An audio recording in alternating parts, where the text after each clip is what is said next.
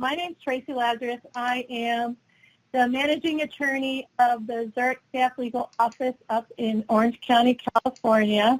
I do work for Zurich. For those of you who may not know who Zurich is a well-established insurance company. We were founded in Switzerland over 148 years ago. We've been in the United States in North America since 1912, and we are the leading provider of commercial property insurance in the United States. It's a wonderful company, and I don't just say that. We are on the cutting edge of a lot of things, and part of it is how to train managers.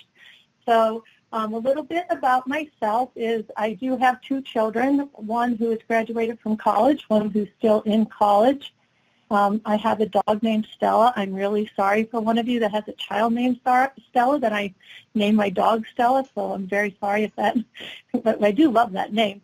And I have been a manager for approximately 4.5 years. I've been an employee for over 30 years, so I definitely in the past have learned how to manage up, and I am definitely learning how to manage down. I manage a team of 13 lawyers, 4 paralegals, and I run an office of 21. So it's a busy place. We do both commercial litigation, workers' comp, general liability, and that's a little bit about me. Well, that's great. Well, we are happy to have you with us today. And we have your slides pulled up. So just take it away and tell me next slide, and the floor is yours. Sure, let's move on to the next slide, please. So for those of you that don't know what managing up means, according to the Harvard Business Review, managing up is defined as follows: being the most effective employee you can be, creating value for your boss and your company. So what does that really mean? So basically, in my opinion, when you are looking at managing up, you need to figure out what your boss's goals are and how you can be the best at making sure that you do everything you can to assist your company you work for, your supervisor, and yourself meet those goals so your company and your boss can be very successful. So it's not kissing ass. That is not managing up, but it is definitely figuring out, learn about who your boss is, what the goals are, what they're being judged on, and going from there. Next step. Next slide, please. So we've all had, and this presentation is going to go back and forth, both as an employee and as a manager, because many, many, many people on this call might be both. So these are the types of bosses or managers that you may have now, you may have had in the past, and you may be one of those yourself. With COVID, I am a remote manager. At Zurich, we were remote prior to COVID, but not full. Everyone could work from home up to 3 days a week. So we were accustomed to the COVID, what became in COVID of having to go 100% remote. So I am a remote manager. But in the past, I can tell you that I have definitely had a boss who takes credit for everyone else's ideas and work, which is very, very frustrating. I've also had a hands-off boss. You know, somebody who basically turns it over to the employees and says, you guys figure it out. I think some of us may have had that kind of boss. Or the indecisive boss, someone who can't make a decision, wants all the different information, and still can't make the decision. So these are the types of bosses and managers some of you may have. And we all can't pick our boss, so you're going to have to figure out what to do to make your boss happy and work in this environment. So first, kind of identify the kind of boss you have, and that's a big step in figuring out how to manage up. Next slide, please.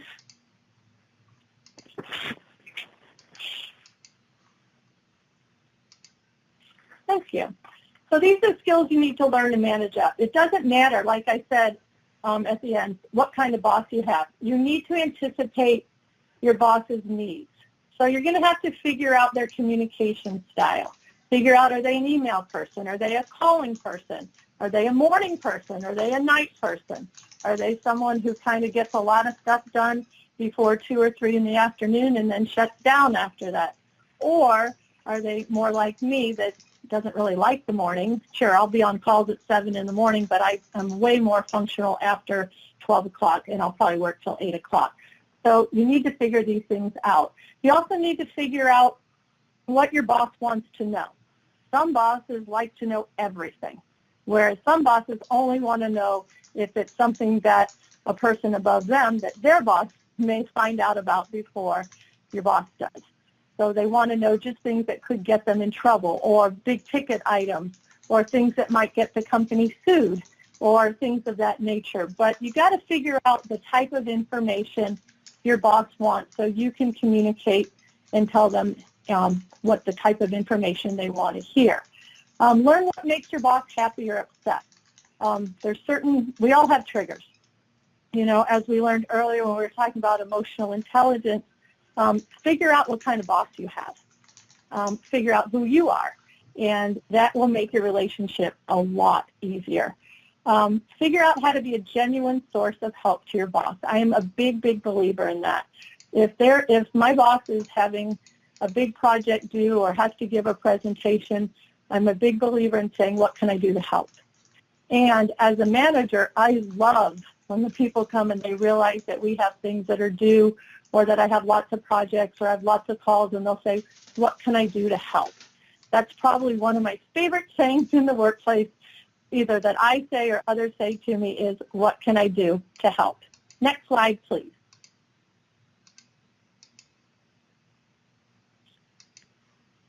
Okay, so now you know the skills a little bit of how to manage up. So how do you get them? And that's a very hard thing. I like some of the comments earlier that many of the previous speakers talked about in terms of mentoring. Mentoring is always, always a good thing. So sometimes if you don't have the kind of skills to learn how to manage up or to manage down, get a mentor. If as a manager, when I was hired as a manager, they assigned me a mentor. And honestly, he's probably my closest friend at Zurich these days because, you know, he explained how to do things, helped me with different situations, things that I had no idea I would face, and he helped me tremendously. As he now says, sometimes the student has become the teacher, and I can now teach him as well. The biggest thing also is trust. A good manager is going to trust you to do the job you're hired to do. So figure out how to do your job. So good managers care. A lot of you talked about the fact that, especially with COVID, but even prior to COVID, you care about your people. You know, what we do at Zurich and what I do as a manager is I check in with my people every other week, one-on-one. We check in every week as a group, every month as a happy hour, every month as a firm meeting, and we do fun things. So think about that. Both employees, you need to seek advice and input. If you don't know the answer, ask. Treat each other with dignity. I find that a lot of you were talking about earlier about you have to trust each other. So you've got to do things like that. Good bosses are responsive. Good employees are responsive. So you cannot let things slide when you are an employee or when you're a manager. Good managers, they know when to apologize. And I think one of you brought that up previously. We're all human. And as an employee, it's very, very nice when you have a boss that if they make a mistake, they say, I'm really sorry I made a mistake. It just brings you back to the fact that we are all human. It also gives you a common bond, and it makes people realize it's okay to mess up. As long as you understand and you learn from it and you can apologize, that's great. Good managers also challenge everyone around them to be better. That's one of the goals that I think, and I'll go into it a little bit more, that your goal as a manager is develop people, develop their career, develop their skills, just develop them in every way possible. Now, we all know there's going to be some people that don't want to be developed as much as others, but your goal as a manager is to develop. Good managers are also appreciative of their people. And same with employees. Good employees appreciate a good manager. So sometimes it's really good to say thank you very much. You know, we have a program called Spotlight where even if we get points, we could get something. I actually bought my new iPad, but had so many points, which was great. It took me like 7 years to get there, but that's okay. I got my new iPad. But anyway, be appreciative. Tell someone thank you. If someone just helps you and takes on something, let them know. Or if they're not in your department, let their boss know that so-and-so helped you. Being appreciative goes a long way. And giving credit where credit is due. We talked a little bit, I mentioned the fact that some of us have had managers that take credit for other people's work. That's, in my opinion, not a good managing style, to take credit for other people. People don't want to work for someone that takes credit for their work. So a good manager takes credit, a good employee also. If you're collaborating on a team, you give the entire team credit, not just one person. Next slide, please.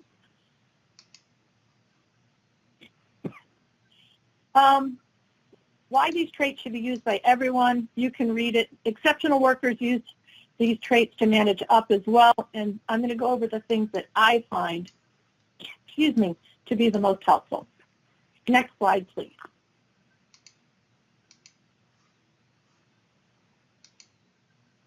Caring. I really, really appreciated the previous panel discussion with regards to this, because I think the number one thing that a manager can do is care about their people. Good managers get to know their team. They celebrate their successes. I can say that during COVID, I know my team better than I ever did before. And I was an internal hire, so I worked with most of these people for the past 10 years. I've been at Zurich about 13 and a half. I've been a lawyer for way too many years. I, been in San Diego for 33 years, and of which I've been a lawyer for the entire time. But the best thing I think a manager can do is care about their people and get to know them. Figure out, do they have children? Do they have a spouse? Do they have a hobby?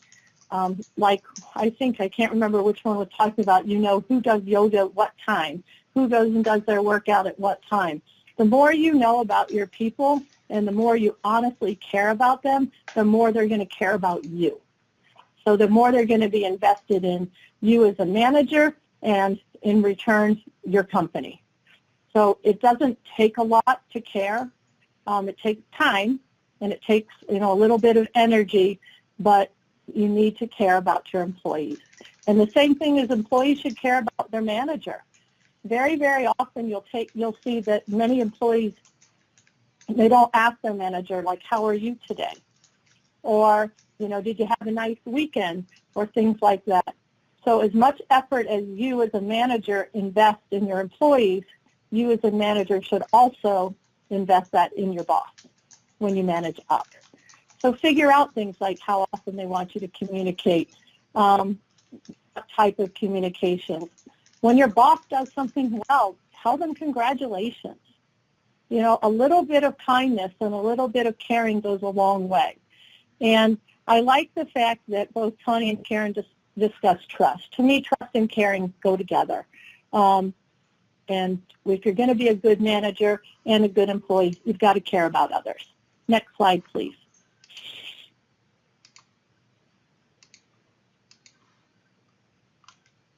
Coaching and development. As I said earlier, this is my favorite part of being a manager. I love coaching and developing people. I think it's important, and great managers provide feedback to their employees at the time the action occurs. Don't wait as a manager. When something happens and someone does well, give the feedback. Or if there's something that you see that could be done better, give the feedback. Do it immediately. And then it's better. It's kind of like when your kids were little, you don't wait to scold them if they did something wrong because they're not going to remember. It doesn't mean as much if you wait a while and tell them later because they're not going to know it and it means nothing. Same with when you're talking about giving feedback and coaching. So try to do it immediately. In managing up, when your boss asks you what they can do to improve, give them an answer. In my opinion, a good boss is always asking for feedback from the people they manage.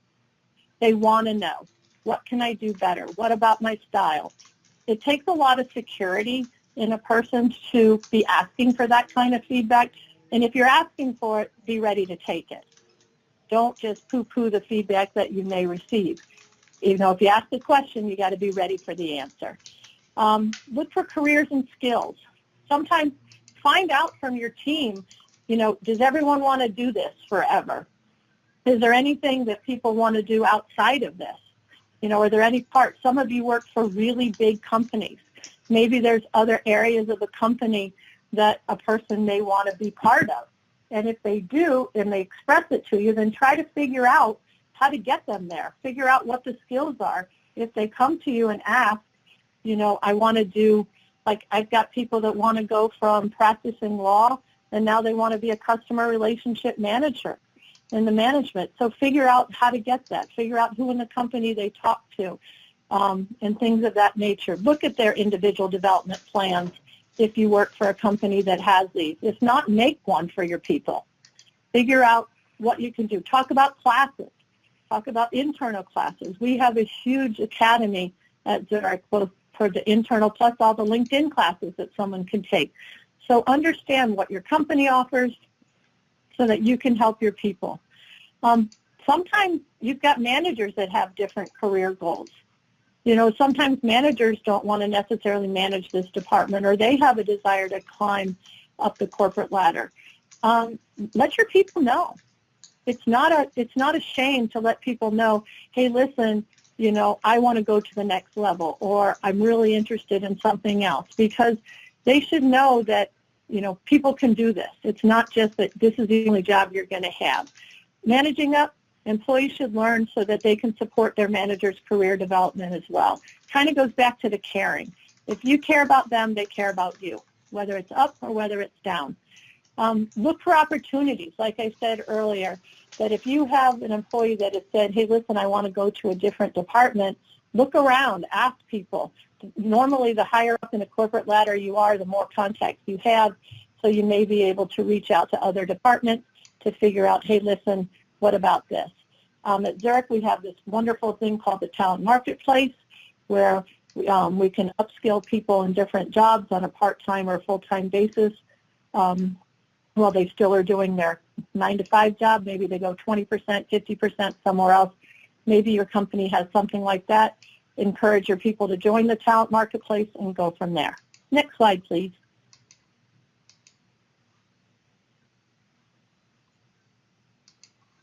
Communication. We've talked about this, and everybody who's been part of this leadership conference today has talked about it. Communication is the key to any relationship, and the work environment's no different. So communicate, communicate, communicate. Figure out their style, figure out how, and maybe you're going to need to adjust your communication style to each other. And it's a very basic concept, but it's something that everybody needs to work on often. Next slide, please.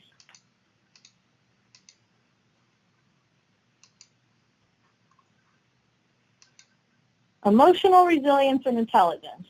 Now, I know we had a fabulous conversation on this previously by Tatiana, who talked about emotional intelligence. But emotional and resilience and intelligence are key in a managing relationship.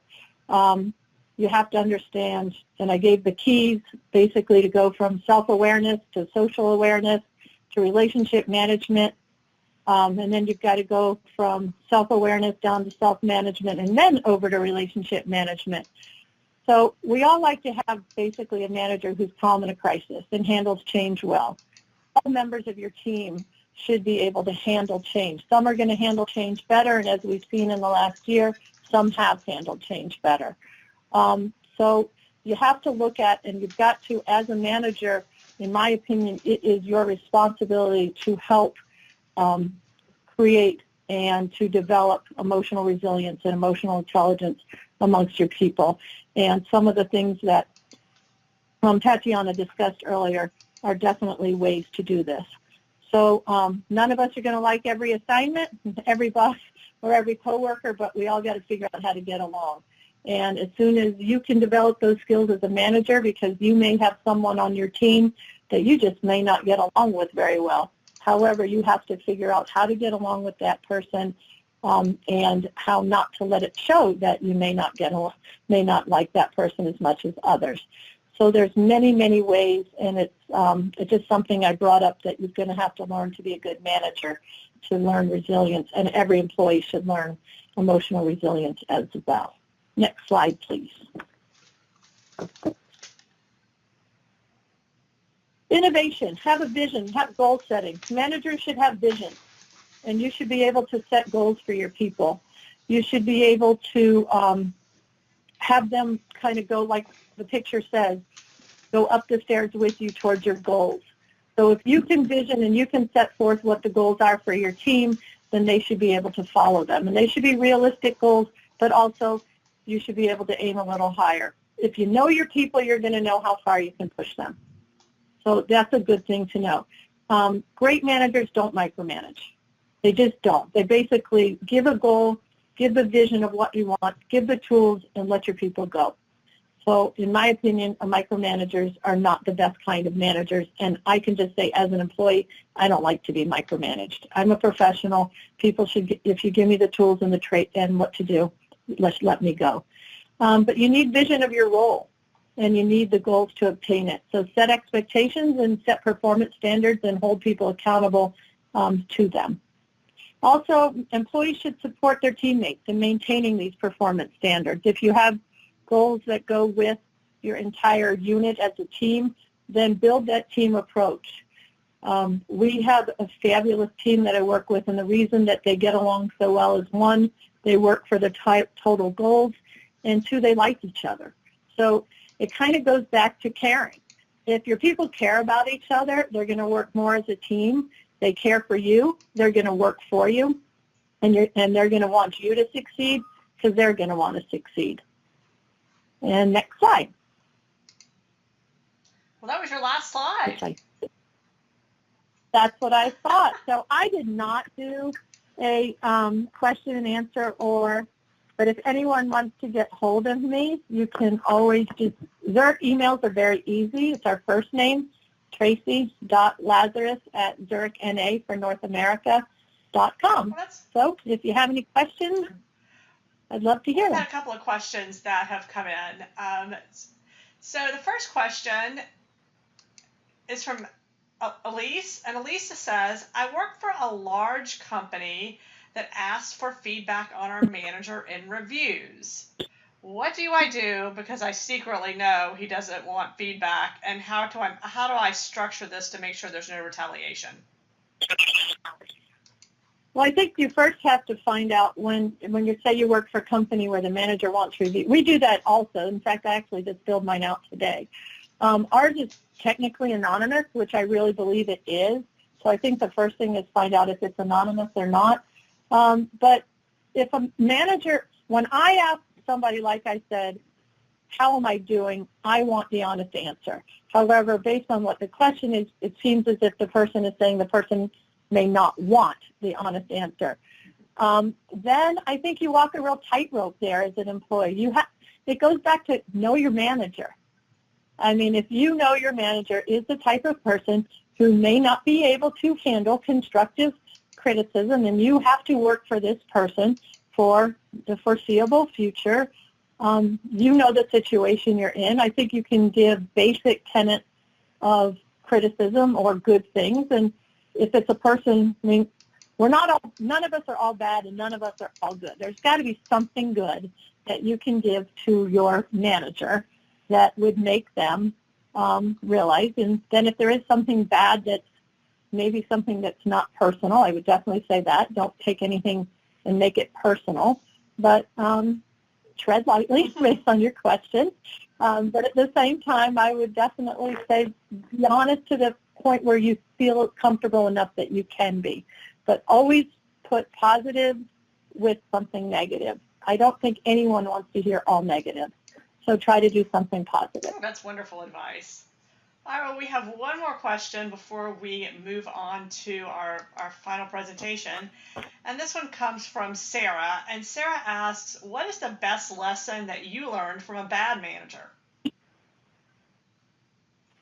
Well, I've had so many. Let's see, the best lesson. I took from all the managers that I didn't necessarily appreciate. One was to trust. Trust was a big one because I've had a manager in the past that did not trust her people, and that really, really rubbed me the wrong way. so I've learned that trust is important, and so I've learned that. I've also had a manager that basically left us all to run amok, and you had those that are always going to do well or going to do well, and those that are may not may get away with whatever they can get away with to do that. And that really taught me that that hurts a team. That really, really hurts a team when people aren't playing by the same rules or are treated differently, that can really upset team balance, team morale. And I have tried my very, very best as a manager not to play favorites, to hold everyone to the same standard, and to treat them as professionals and not micromanage them. Oh, that's wonderful advice. Well, Tracy, thank you so much for your time today. I personally got a lot out of this conversation. It's a great conversation to have, so thank you. Oh, thanks, Ginger. You guys have a wonderful day. Thank you.